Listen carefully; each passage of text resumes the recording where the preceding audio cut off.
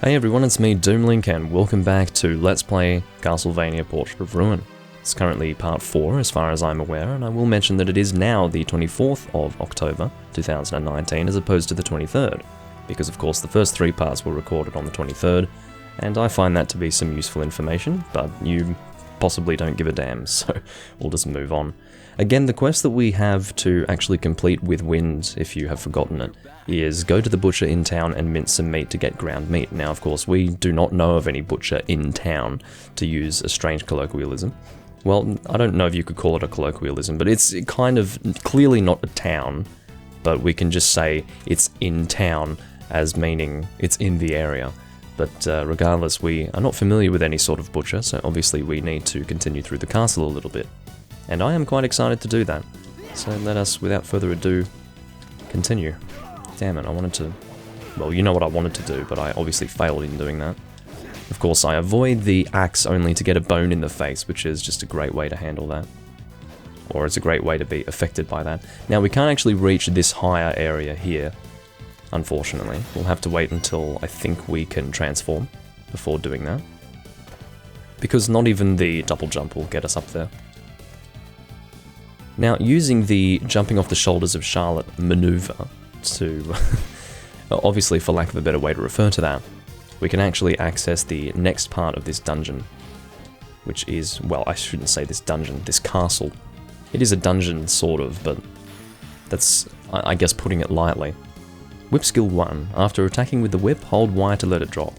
Now, the interesting thing about this skill is it has existed in previous Castlevania games, but this has been... You have a lot more control over this particular attack, so let's equip the leather whip, and I'll demonstrate it. If we have a look here, we can actually maneuver it like this. Now, for example, in games like Circle of the Moon, if you hold the attack button with the whip, it sort of does this automatically. And this can be really useful in situations where, for example, you have a lot of bats coming after you, and you really want to kill those bats easily.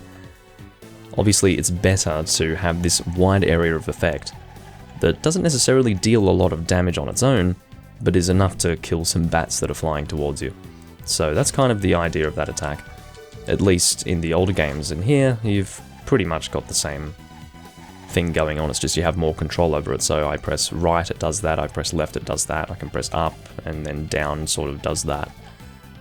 The idea being, again, that you have a bit more control, so... Why do you need that control? I don't know necessarily, but regardless.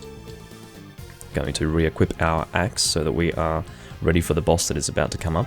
We've got a spear here, and I don't know if we really want to use this spear. It might be good, we might have some extra range, but it also might not be necessary. I'll see how we go during the boss. If it seems like it would be a good idea to have the spear... Oh, are you jumping already? Jeez, that was fast. It's like he saw me and he freaked out and had to get the hell out of there. But anyway, I'm gonna have to try and play this sensibly here. Oh, I think he's charging, is he? So when he's charging, you just want to be above him like that, and then you'll be alright. My ranged capabilities will probably be the axe here. And as you can see, oh Jesus, that sends me flying. But you can see the axe is kind of underpowered for us at this point. What are you doing exactly? That's not ideal. I'm probably going to need to use a potion in a moment. This guy deals a lot of damage. Oh my god. Let's heal up with a potion, shall we? I'm starting to see the benefit in using the spear, to be honest. Because it's difficult to... With the range of this particular weapon, it's difficult to get away from him after attacking, if you understand. Oh, what are you doing? Charging? No.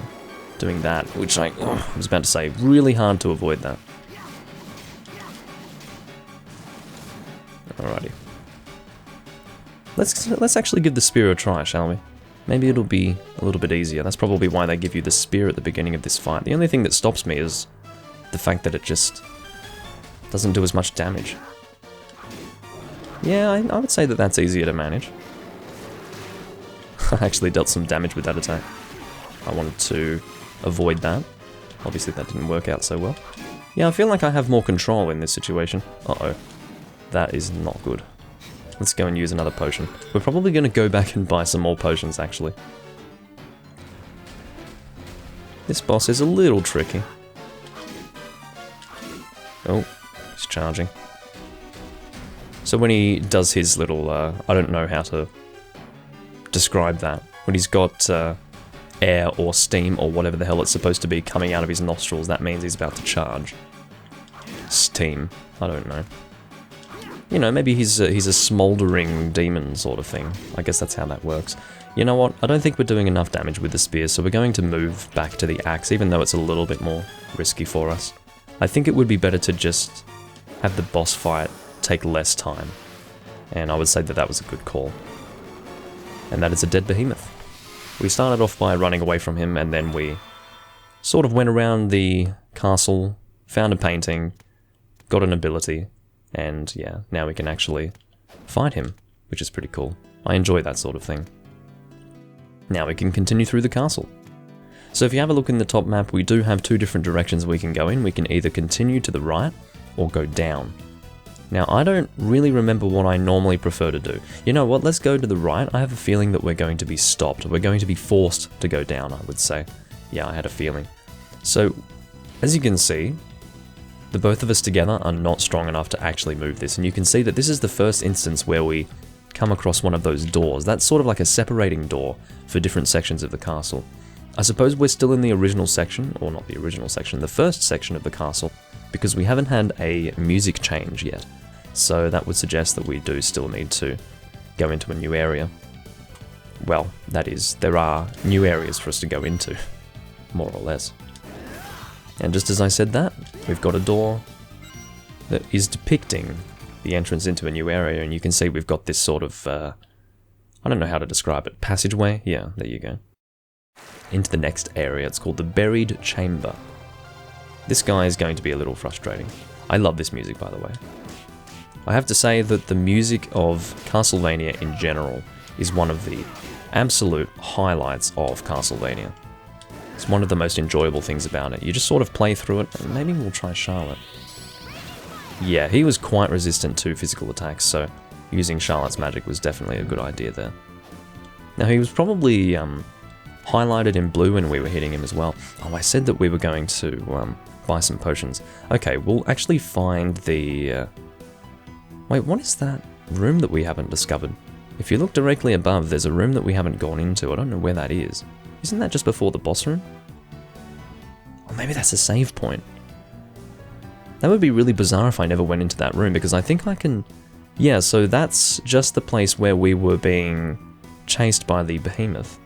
And I think in the room to the right of that, there is a save room. And it's really bizarre that I forgot to actually go in there, but anyway. Oon. I still don't know how to refer to those. Is it Oon? We're just going to call it an Oon. I don't know. Could be Yoonare. Yoon? Maybe Yoon? I don't know. Regardless. Oh, what's this? That is anti-venom. Oh, damn. I managed to hit the bat, but he managed to hit me as well, which is okay. He's only dealing 1 damage, fortunately. But yeah, as I was saying, music in Castlevania is such a huge part of what makes Castlevania fun.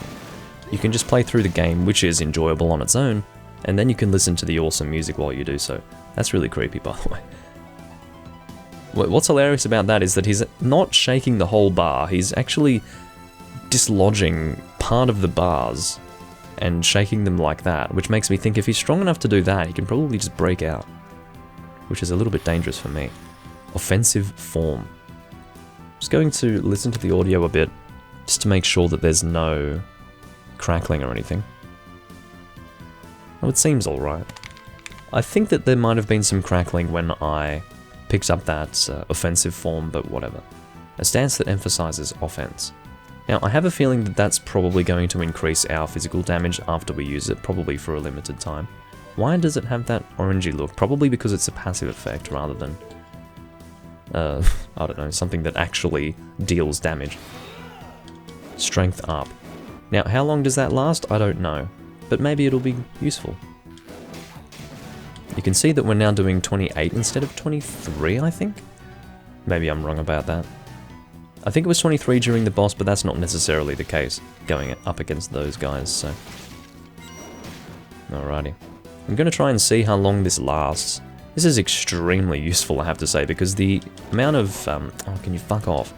The amount of magic that it actually uses to use offensive form makes it completely viable for dealing extra damage. So we might as well just do this for now, because our throwing axe is not actually doing too much damage. I've got no idea if there's a way for us to increase the damage of the throwing axe. But anyway, for now we'll just go through here and destroy everyone with our strength up and our very strong weapon. Now these platforms here, you just need to jump on them fast enough to not be sent down by them, which is fairly easy. You just have to be fast with it, that's all. Now if you have a look at the map, we have a interesting sort of square shape to the rooms. Now I don't really know the best way to go with this, but what we can do is probably go down first, go halfway down the corridor, or halfway across the corridor, and then go back the other way. And you'll see what I mean anyway. So here's a cestus. This is of course a fist weapon, which has very little range. I may as well demonstrate it. You can see that the range is just awful. I don't know why you would ever want to use this. Actually, yeah, one of the benefits is how fast you can hit with it, I suppose. We could try attacking the... I've just made a decision to not use the cestus against the invisible man. I was about to say that we could do that, but no, I think that's a terrible idea. So the invisible man is not entirely invisible because I can see him, you see. I would say the word invisible would indicate that the person cannot be seen. I can see the person. Now when you do kill the invisible man, he becomes highlighted in red because he's dying, and then that's it. He disappears forever. Of course, these mud men are essentially zombie equivalents for the buried chamber. So yeah. Now we have gotten to the other side of this sort of square area. I'm now going to head up, and well, I guess I was actually meaning to do it a different way, but I got a little bit excited while I was fighting the invisible man, yeah. I didn't necessarily get excited, it was just, you know, I got invested mentally. But anyway. So we've now fully explored that square, and we'll head down. I think I can see a warp room and a save room. Now the reason why I can see that is because you've got two rooms that are just single rooms that don't lead anywhere, and they're quite close to one another, so that would indicate to me that one is a save room, one is a warp room. Now I don't know which is which. I'm going to go ahead and guess that the warp room is the one further down, possibly. Let's have a look and see. I would actually prefer never to show both the top and bottom screens to you guys, because I think it looks like shit. Can you stop? It's fine. So I was right, that's a warp point at the bottom. But yeah, I would rather never show you guys the top and bottom screens, because it really does look terrible, but I think that for a functional purpose, it is good for me to do that. Because you can... Bats really give me the shits. Can you... Oh, fucking hell. It's a lot easier to kill them with fast attacking weapons, but I do not have a fast attacking weapon here, obviously. I'm going to save the game, and I might go and buy some more potions from the priest. I would say that that's a good idea, and of course the way we're going to do that is by taking the warp point to the only other warp point that we've discovered, actually, in Dracula's castle so far. I'm not necessarily going to buy a crap load of potions, I'll just buy a few. It's just in case I come across a boss. In fact, I think we are kind of close to a boss. So yeah. What can you do for me? Give me some potions is what you can do. So I've got 3 in stock. We'll just get ourselves up to 5. I don't think we really need more than 5. I could get 9, that's always a possibility of mine. But I don't think it's necessary either. So we'll just avoid that. We may suddenly need money for something, you never know. It's not very probable, but it is possible. Of course, the difference between probable and possible is quite a thing. But regardless, I think we... Oh no, I'm going the wrong way. Actually, let's save. Why not? I might actually check to see how long I've been recording. It might be a good time to stop. Going to save, and I will check to see how long we've been recording. We've been recording for about 20 minutes. We can continue on, that's fine. I'm not necessarily going to have it be like a 25-minute recording, but we'll see. It really depends on how long it takes for us to get through the rest of the buried chamber. Here is a dragon zombie. Oh dear. I should be making use of this attack here. It really is helpful. It's not helpful when I'm in the middle of trying to do an attack, though.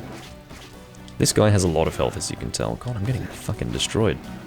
Alrighty, he's dead. We're not going to use a potion yet. We're going to just continue along like this. Still can't believe you've got $100 in a single coin. But anyway. Maybe the coins themselves are worth the money that they represent. Ever thought about that? Well, I just thought about it. I was expecting to one-shot you. These things are fucking annoying. I don't want to have to... Oh no. Now, I think these guys are quite resistant to physical damage, so we're going to try using Raging Fire. There we go. That indeed worked out in my favour.